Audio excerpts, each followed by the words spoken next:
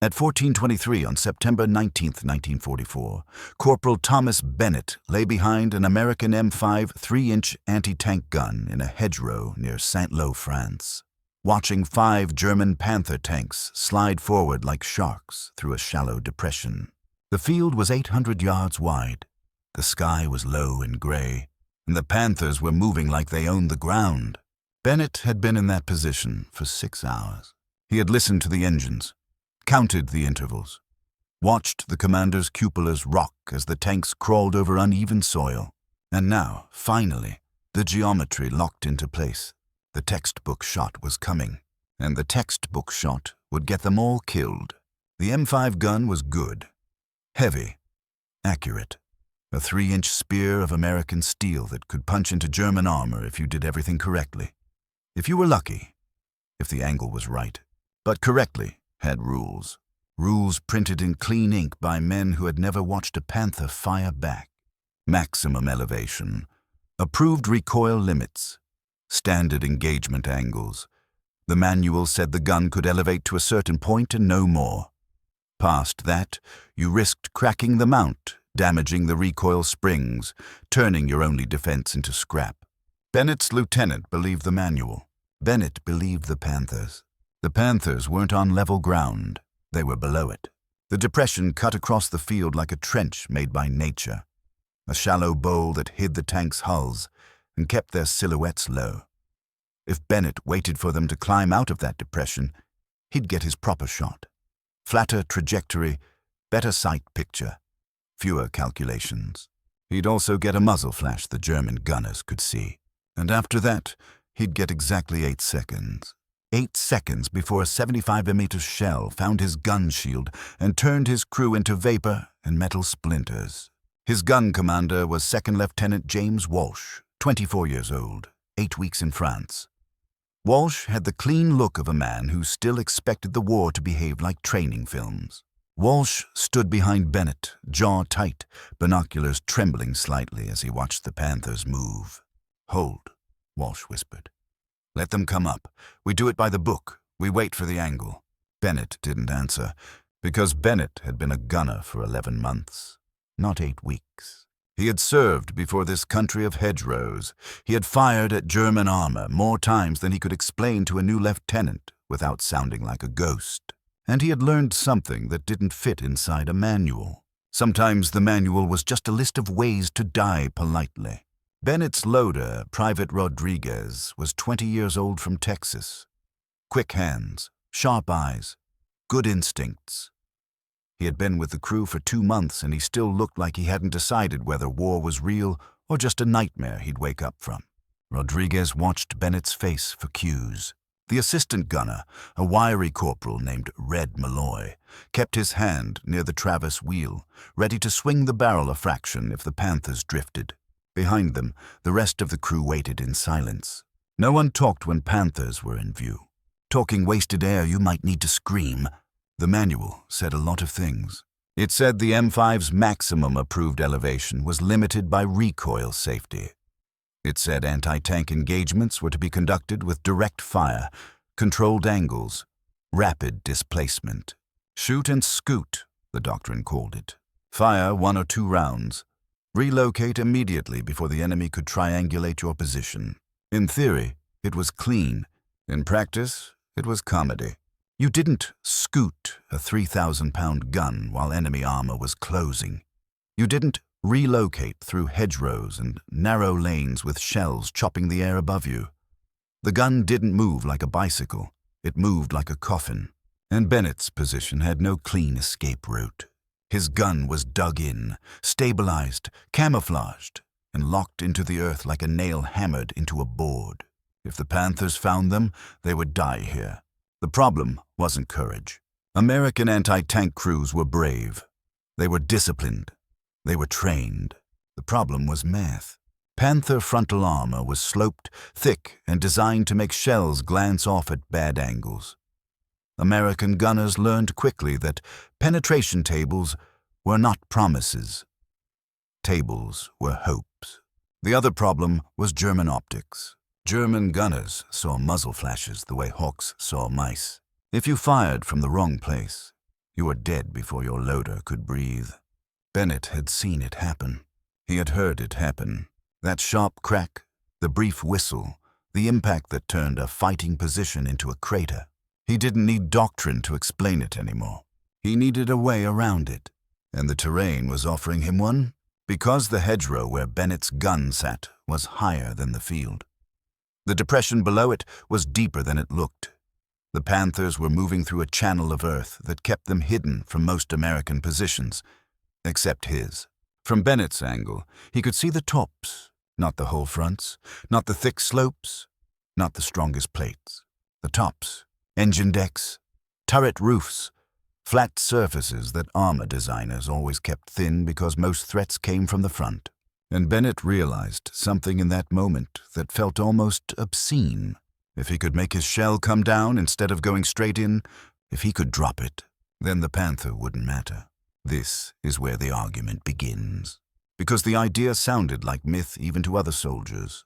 Plunging fire from a direct-fire anti-tank gun, a high-angle shot from a weapon designed to fire flat, old artillery concepts applied to tank killing, most men would laugh, and then they would die the normal way. Bennett wasn't laughing.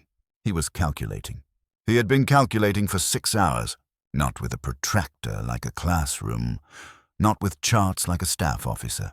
He calculated with experience, distance, terrain, depression depth, the time it would take the Panthers to climb out, the speed they could reverse if they got scared, and finally, the most dangerous calculation of all. How far he could push the gun before the gun pushed back. Walsh whispered again. "Hold, wait, let them crest. I want a clean shot." Bennett kept the barrel steady. He didn't say, "Lieutenant, the clean shot is the one that kills us." He didn't say, "Sir, your manual is written for a different war." He didn't say anything. He only did the one thing that matters in combat. He acted. Bennett moved the elevation wheel. The barrel began to climb. Walsh saw it immediately. "Bennett, no, bring it down." The barrel kept rising. 15 degrees. The safe limit. The point the manual claimed was the boundary between function and damage. Bennett went past it. Walsh stepped forward, voice low but hard. "That's unauthorized. You'll wreck the recoil." Bennett kept turning. 20 degrees. 25. Rodriguez's eyes widened. He looked at the barrel like it had grown teeth. Malloy stared at Bennett, waiting for him to stop. Bennett didn't stop. 30 degrees. 32. The barrel now aimed at sky and cloud as much as it aimed at the field. Walsh sounded almost desperate. "That's insane. Lower it." Bennett's voice finally came, calm and flat. "If we wait, sir, they'll see us." Walsh hesitated. And that hesitation is the first crack in doctrine, because Walsh wasn't stupid. He wasn't cowardly. He could see the Panthers, he could see the depression, he could see what would happen when they climbed out. He could see the moment they would look up and spot a gun muzzle in a hedgerow. He could see the gun crew behind Bennett, young men, scared men, men who would never see home again if the manual was wrong. Walsh swallowed. "One shot," he said. "One, if the gun survives and you hit." Bennett nodded once. That was permission, whether Walsh admitted it or not. Bennett signaled Rodriguez.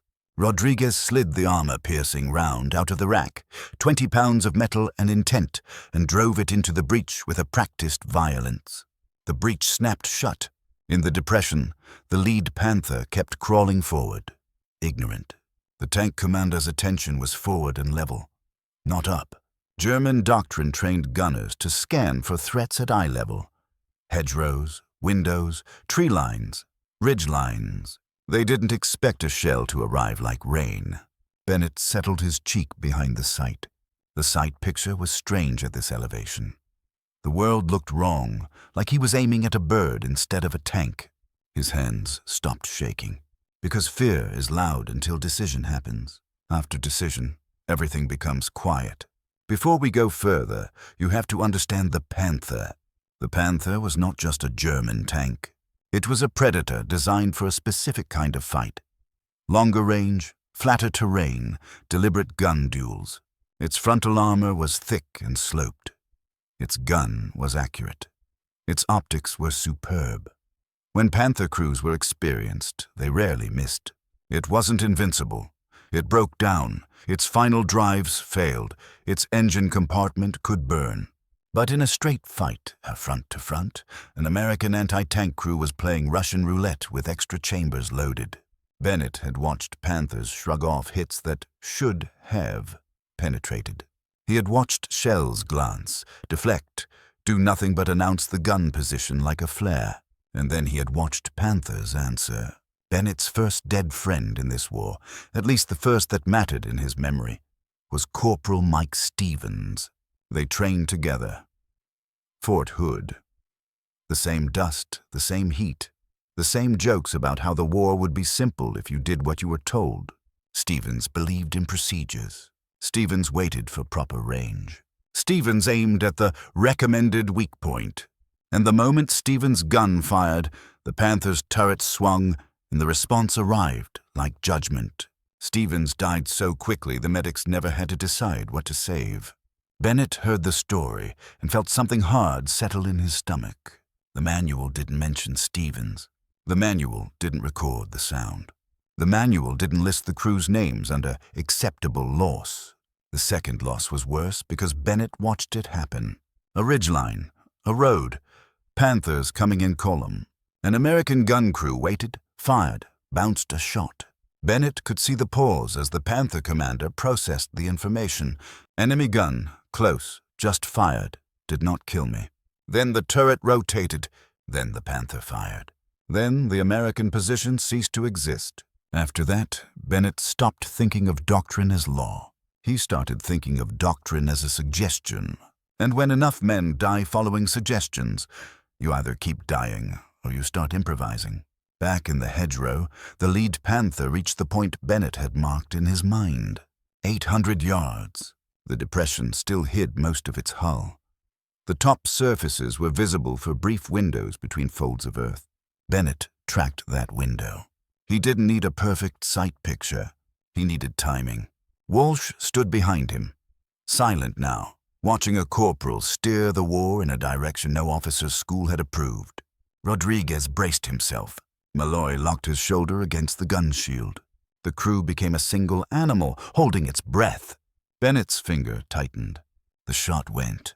At normal elevation, the M5's recoil came straight back, controlled, smooth. Springs absorbed it. The mount behaved. At 32 degrees, everything became violence.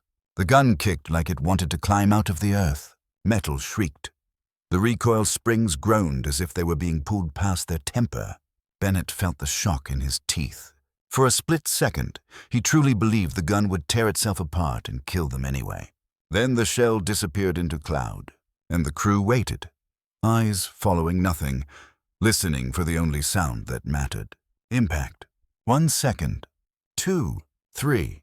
Bennett counted silently. He had guessed the time of flight. He had done the math in his head the way experienced men do math, by feeling.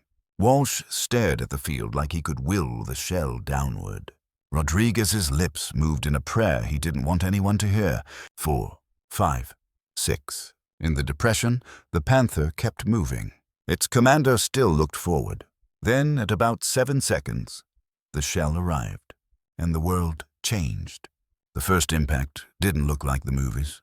There was no Hollywood explosion that threw the turret into the sky. There was a sharp, brutal punch, a flash, a sudden eruption of smoke from the engine deck area, as if the tank had coughed out its lungs. Then flames began to lick upward, slow at first, then hungry. The lead Panther lurched and stopped. For a moment, the other Panthers froze. Their commanders were trying to solve a problem they did not understand. They had heard the gunshot, but the angle was wrong. Where was the muzzle flash? Where was the threat? They searched at eye level, hedgerows, tree lines, windows. They did not search the sky. Bennett didn't watch the fire. He was already turning back to the gun. Load. Rodriguez moved on instinct. Fear burned into speed.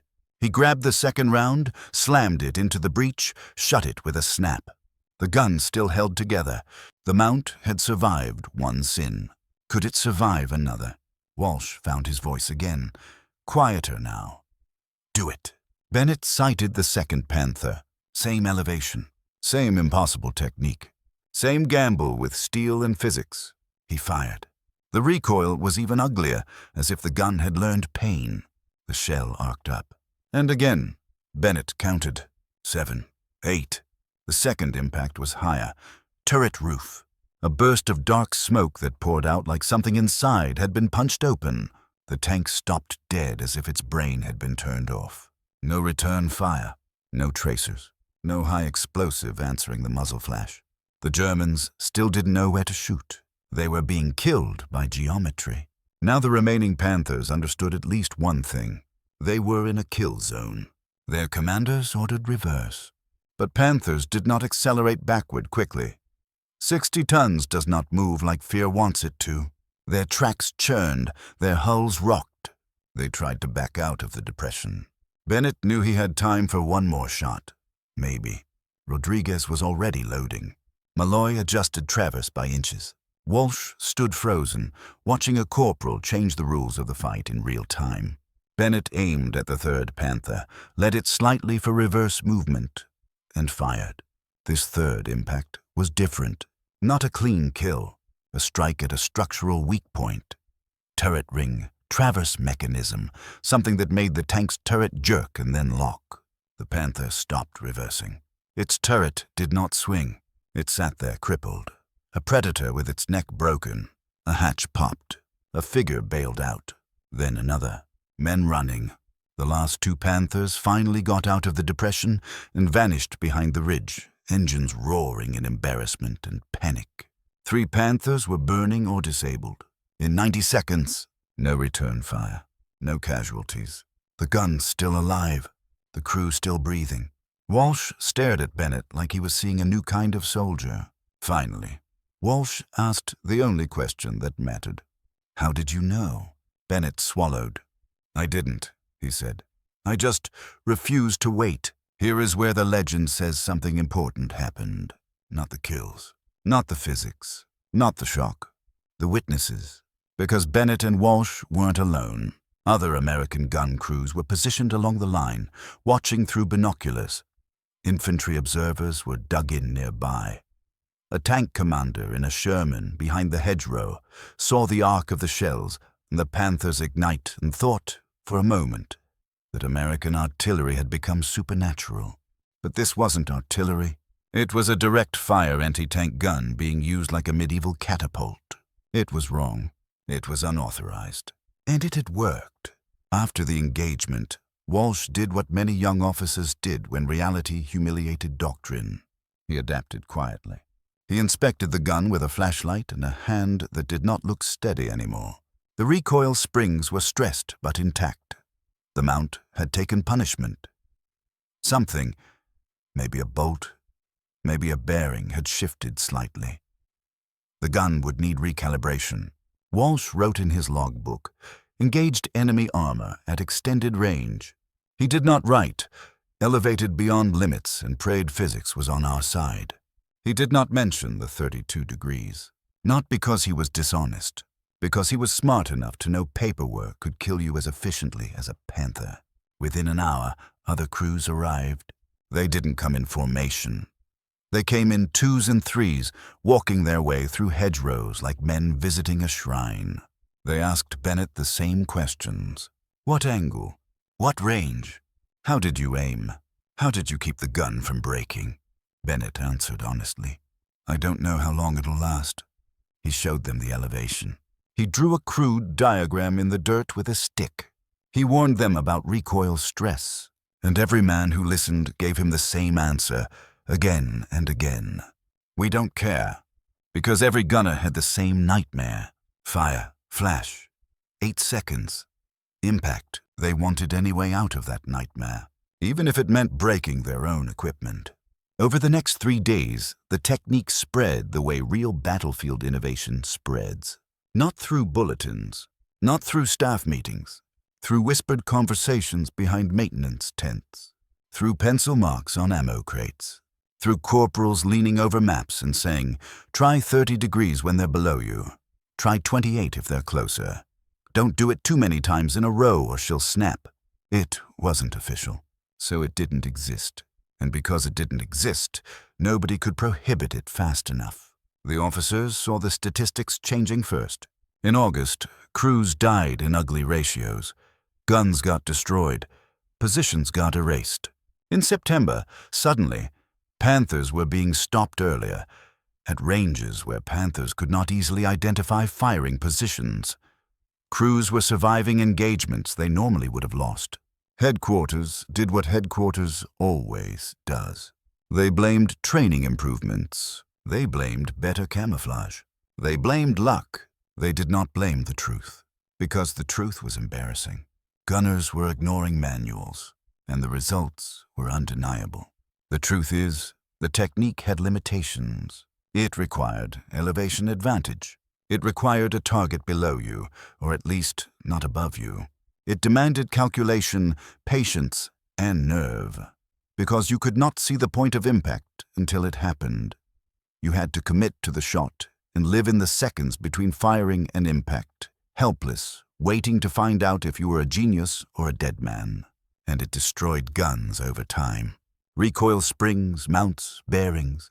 Parts began to fail after repeated high-angle shots. But here's what matters in war. A gun is replaceable. A crew is not. Bennett's philosophy spread because it was morally simple. Break the gun if you must. Don't break the men. German crews began reporting strange kills. Tankers wrote that shells were coming from above, that turret roofs were being penetrated, that engine decks were being punched in as if struck by hammers. Some commanders dismissed it as artillery. But artillery didn't hit like that. Single tanks repeated with precision. Something else was happening. German intelligence officers looked for new American weapons. They found none. The gun was the same, only the angle had changed. And sometimes, one small change can poison an entire doctrine. In the weeks that followed, Panthers began avoiding low ground when they could. They favored ridge lines. They stayed where they could look down rather than up. That made their movements predictable. And predictability is the beginning of defeat. American crews started placing guns where the land gave them the advantage, behind embankments, on slight rises, in hedgerows overlooking shallow bowls of terrain. They didn't just wait for Panthers. They trapped them. And all of it began with one corporal who decided approved was a luxury. This is also where the debate gets interesting, because if you try to find this technique in a neat official manual, you won't. What you find instead are hints, rumors, odd phrases in combat reports, weird references in German notes about top hits, a pattern in battlefield wrecks, a sudden change in the way crews describe engagement ranges. In other words, the kind of evidence war leaves when soldiers do something that works but isn't allowed. And whether you believe every detail of Bennett's story or not, the battlefield logic remains hard to dismiss. Tanks are strongest where they expect to be hit. They are weakest where they don't. Bennett didn't think in terms of innovation. He thought in terms of survival. He thought of Stevens. He thought of the gun crew that vanished on the ridge. He thought of Rodriguez behind him, too young to die because a book said 15 degrees. The manual was written to protect equipment. Bennett used equipment to protect men. That difference, small on paper, was everything in the hedgerows of France. And now the question becomes, how far did it spread? How many Panthers did it really kill? How many guns did it destroy? And how did the army react when it finally realized corporals were quietly rewriting anti-tank tactics without permission? Because that is the real ending of this story. Not the 3 Panthers burning in a depression, but the bureaucracy realizing the rules had been broken and deciding quietly to let them stay broken. By the time the smoke from Bennett's 3 Panthers thinned into the gray September air, the most important part of what happened wasn't the fire. It was the audience. Because in a hedgerow war, rumors moved faster than trucks. 6 other anti-tank crews had been watching from nearby positions, some with binoculars, some with naked eyes, all with the same question burning behind their teeth. How do you kill a panther without letting it kill you first? They didn't care about citations. They cared about funerals. In the hour after the engagement, they came in a steady, quiet stream, not like soldiers visiting a hero, like desperate men visiting a mechanic who just found a way to keep an engine from exploding. They asked Bennett to show them the elevation. Bennett pointed to the wheel, to the barrel, to the crude reference mark he'd scratched into the metal. Walsh tried to play officer. He tried to tell them to leave, to return to their guns, to stop crowding the position. But the men ignored him politely, because for the first time in weeks, they had seen Panthers burn without Americans dying. And that changed the shape of their fear. Bennett didn't call it a technique. He called it a shot. He warned them it could break the gun. He told them he didn't know how many times it would work. He told them the first hit might have been luck. They heard all of that. And then, one gun commander said the sentence that always becomes doctrine before doctrine admits it. Luck is still better than the book. Staff Sergeant William Parker was there by late afternoon. Parker was older than most of them, 29, with a face that looked 40. He had the kind of calm that only comes from seeing too much and surviving anyway. He had watched Bennett's shells arc. He had watched the Panther stop. And he had been furious, not at Bennett, but at the fact nobody had tried this earlier. Parker waited until the crowd thinned, then crouched beside Bennett and spoke quietly, like he was asking about a crime. What angle was it? Bennett didn't look up. 32.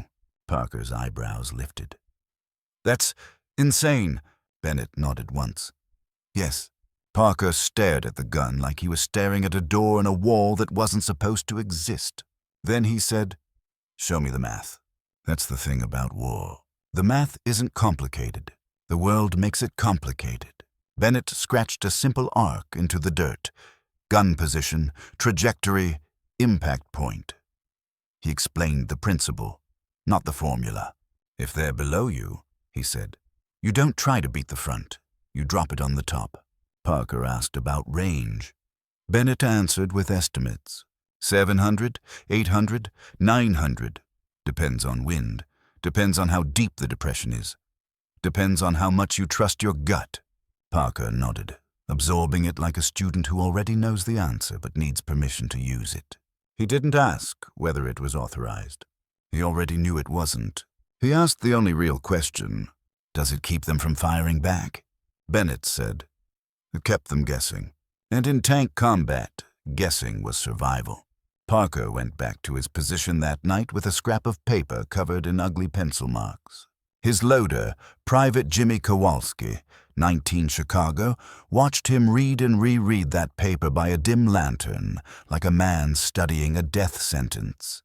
Kowalski finally asked, "Sergeant, is that even possible?" Parker didn't answer right away.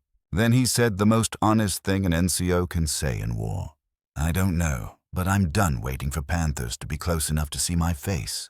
2 days later, Parker got his chance. A patrol report came in. Panthers moving along a sunken lane near a low ridge line, exactly the kind of terrain that created a bowl beneath American positions. Parker's gun was set on a slight rise, not as high as Bennett's hedge, but enough.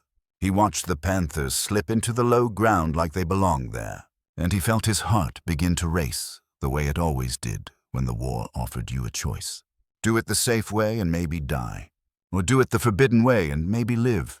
Parker elevated the barrel. Kowalski stared at the angle, mouth slightly open.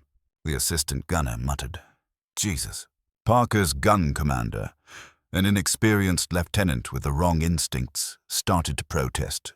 But the lieutenant stopped when he saw Parker's face. Because Parker had the expression of a man who was not asking permission. Parker loaded armor-piercing. He held elevation just below Bennett's. 30 degrees. Not 32. He told himself he was being reasonable. War laughed at the word. Parker fired. The recoil slammed the carriage like a hammer strike. The gun groaned, the spring screamed, the barrel kicked. Kowalski flinched so hard he nearly fell backward. But the gun held. The shell climbed into cloud. Parker counted seconds under his breath. 7, 8. The lead Panther jolted as the impact punched down through its upper surfaces. Smoke vented from hatches. The tank stopped. The second Panther froze, Turrets searching, commanders scanning hedgerows and windows and trees. They looked for the muzzle flash. They looked for the threat where threats lived. They didn't understand the sky had become the threat. Parker fired again. And again. 3 shots in less than a minute. 2 Panthers disabled, 1 burning. The 4th Panther reversed out of the low ground and escaped, engine howling like panic. And Parker's crew was still alive. They had done the impossible, and nothing had punished them for it. Not yet.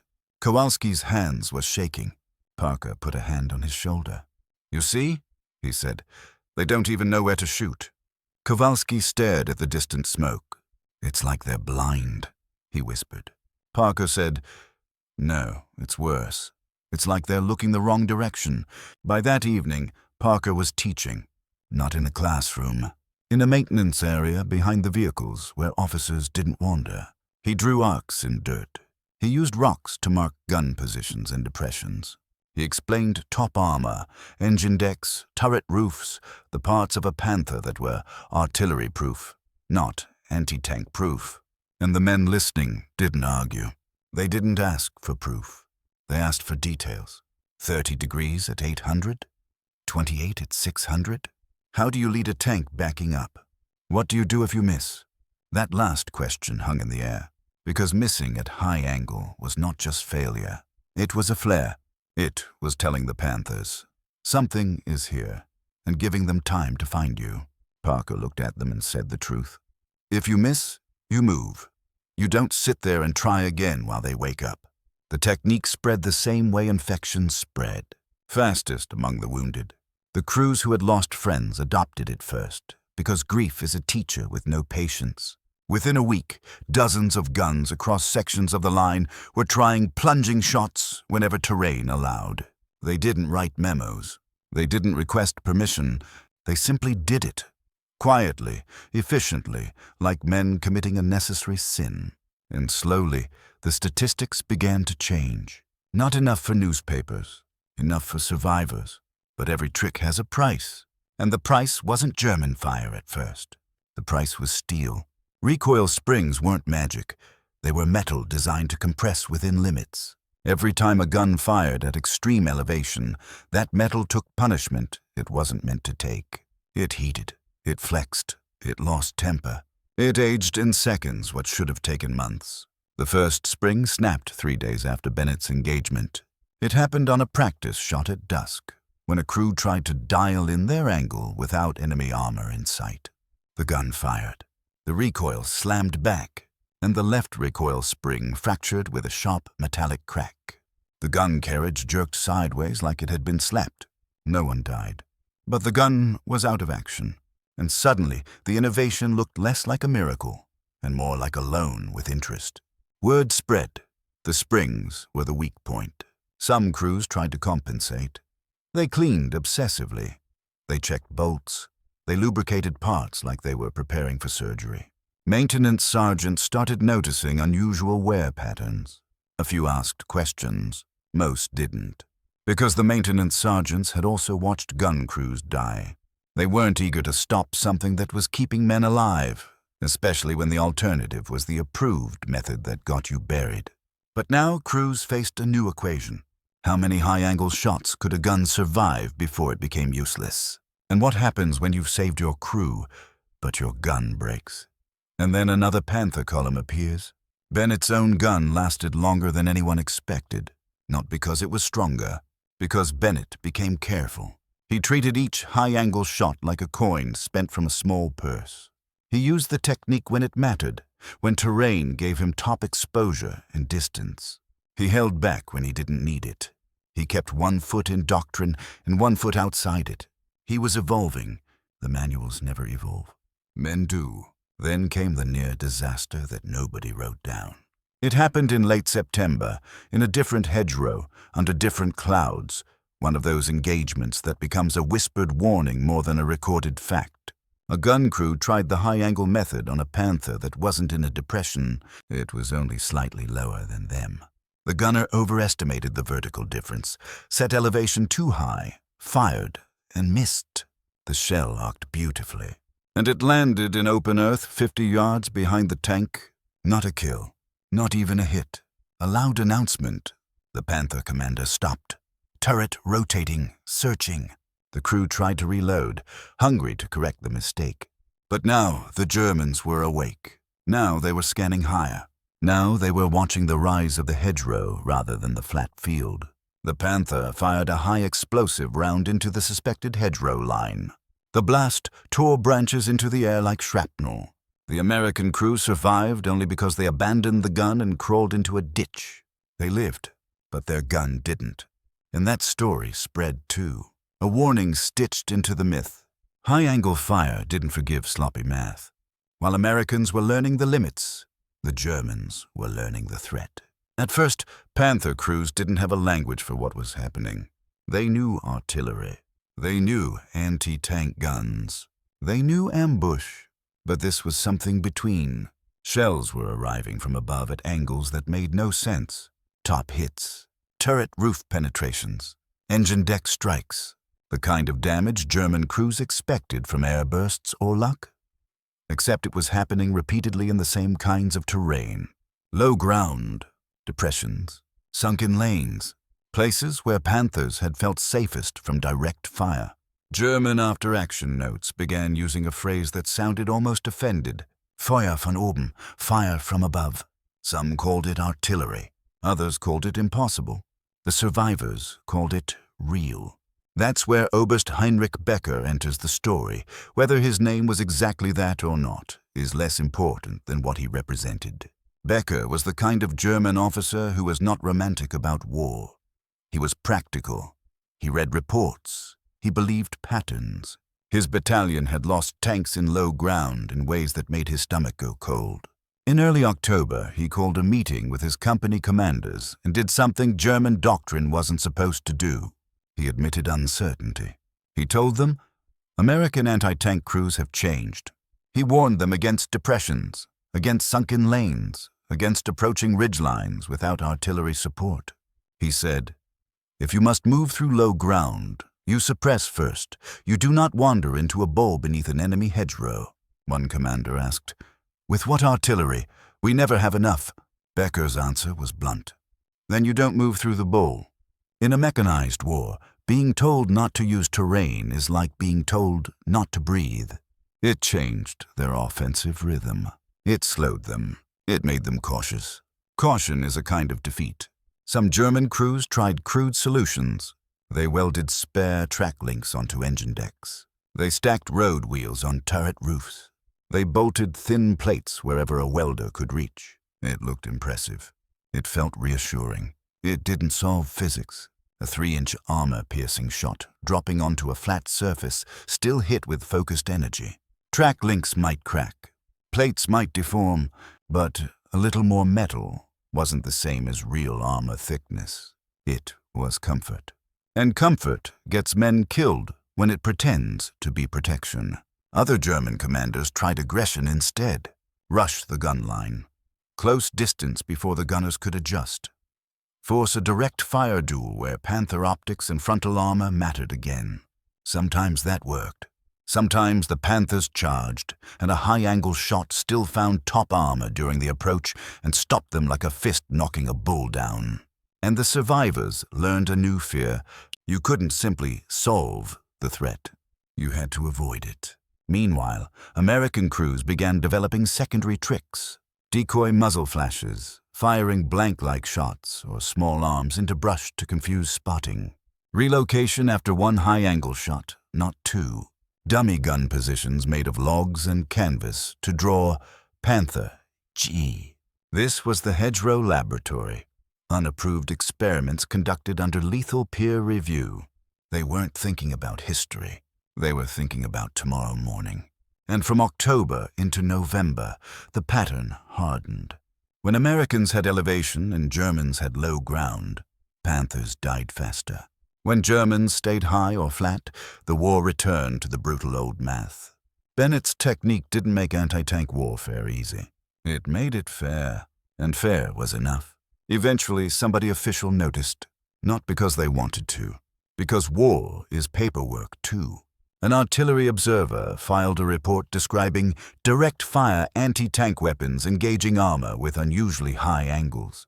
He wrote it as an observation, not an accusation, but the words reached people whose entire job was to protect equipment. Not men, ordnance officers, engineers, men who read stress limits and design tolerances like priests reading scripture. They looked at the idea and did what engineers do. They calculated. They concluded, yes, the technique could work under specific conditions, and yes, it would damage the guns. Therefore, it should be prohibited. The math was clean. The battlefield wasn't. If this is the kind of forgotten World War II story you want more of, help us keep digging. Hit, like. It tells the algorithm this history matters. Subscribe to WWII. Hidden chapters for the next hidden battle, the next overlooked crew, the next moment where the manuals failed and soldiers adapted. And leave a comment. Do you think Bennett's plunging fire was real battlefield innovation, or a post-war legend that explains a real pattern? Tell us what you believe, and why. Because here's the part people miss. Even if the Army didn't want to admit it, even if Ordnance didn't want to endorse it, the technique had already escaped. It had spread into the bloodstream of the line. Gunner to gunner, crew to crew, whispered angles memorized the way men memorize prayers. By the time any bulletin could be typed, stamped, distributed, read, argued, and enforced, more Panthers would be dead. More Americans would be alive. And that is how doctrine really changes in war. Not by approval, by inevitability. The solution the bureaucracy reached was classic. It wasn't a celebration. It wasn't a court-martial. It was a quiet paragraph. A technical note. A warning wrapped in neutral language. Not recommended. May cause damage. Use only under exceptional circumstances. The bulletin didn't scream. It didn't threaten. It simply tried to put the genie back in the bottle without admitting the bottle had been broken. Every gunner who read it understood the real meaning instantly. We know you're doing it. We can't officially bless it. But we also can't afford to stop you. Because the numbers have changed. Bennett heard about the bulletin the way everything traveled at the front. Not from a neat chain of command. From a folded sheet of paper passed from a friendly clerk to a sergeant to a corporal like contraband. He read it by lantern light and laughed once. Not because it was funny, but because it was the laugh of a man recognizing hypocrisy. Walsh watched him. "What's it say?" Walsh asked. Bennett held up the paper. "It says they don't recommend we stay alive like this," Bennett said. Walsh exhaled. Then he did something important. He didn't order Bennett to stop. He didn't warn him about discipline. He said, "Use it when you have to." And that sentence, spoken quietly by a lieutenant who had learned what manuals couldn't teach, was more real than any bulletin. Through winter, the line shifted. The hedgerow war gave way to colder landscapes, different angles, different terrains. The plunging technique became less universal, more situational, used when hills and bowls presented the geometry again. But it never disappeared. Because once men learn a way to survive, they do not unlearn it because someone in an office prefers their equipment intact. They adapt. They compromise. They do what the moment demands. Bennett's crew burned through recoil springs like they were consumables. When one snapped, the gun went quiet for hours while maintenance swapped parts. The crew hated those hours, because being alive without a gun felt like being naked in front of Panthers. But they also remembered the alternative. They remembered Stevens. They remembered the ridge that exploded. And they kept choosing the risk they could live with. Now, here's where the story becomes perfect for argument. Because if you try to pin down the details, exact date, exact location, exact unit designation, you'll find them sliding.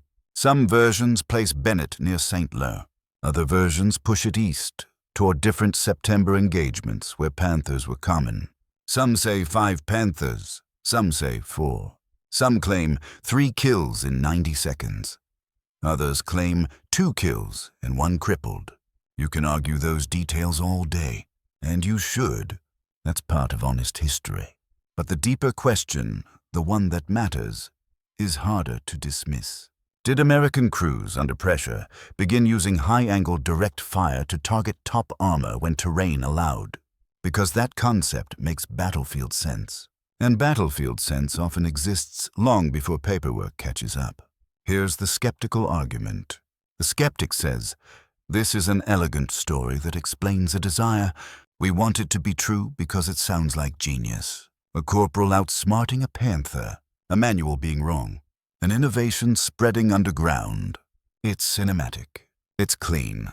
And war is rarely clean." The skeptic also says, real 3-inch anti-tank guns had design limits and ballistic profiles that make dropping shells onto a moving tank at short range sound exaggerated. The skeptic points out, memories shift, veterans retell, historians reconstruct, myths form. Maybe plunging fire was really just crews firing from elevated positions at normal angles, hitting upper plates. Then the story grew horns. Maybe the 32 degrees became a symbol more than a measurement. Maybe. That's the skeptical case. Now here's the believer's argument. The believer says, you don't need a perfect archive to believe soldiers tried desperate things. Soldiers always do. Gunners knew top armor was thinner. They didn't need a textbook to tell them that. They needed only one burning Panther to prove the risk was worth it. And once one crew proves something works, even once, other crews copy it. Not because it's official, because fear is a better instructor than authority. The believer also points out, German reports in late 1944 include mentions of top hits that puzzled crews, damage patterns that don't look like classic frontal duels. The believer says, you can argue the numbers, but you can't argue the impulse. Men who were dying would search for a workaround. And the moment one workaround works, it spreads, quietly, illegally, effectively. That's the believer's case. I'm not asking you to pick a side because I've told you to. I'm asking you to pick a side because it reveals what you think war is.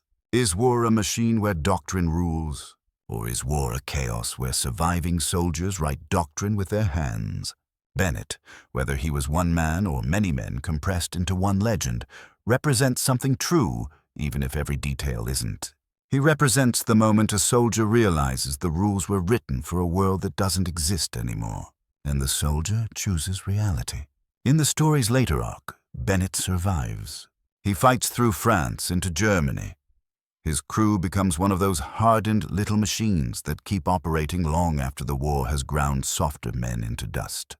He is not rewarded for breaking rules. War doesn't reward that. It uses it, then forgets it. He goes home. He becomes a machinist. He marries. He builds a life that has nothing to do with panthers and hedgerows, at least on the surface. And like so many veterans, he doesn't talk much. Not because he's ashamed. Because the people asking want a neat story, and war doesn't live neatly inside language. Decades later, a researcher, call him a historian, call him a detective, starts noticing a pattern, not a name, a pattern. Top armor kills, unusual descriptions, a statistical shift in survivability, phrases that don't appear in official training manuals, but do appear in the language of men who've been shot at. He interviews survivors. Some remember angles. Some remember only fear.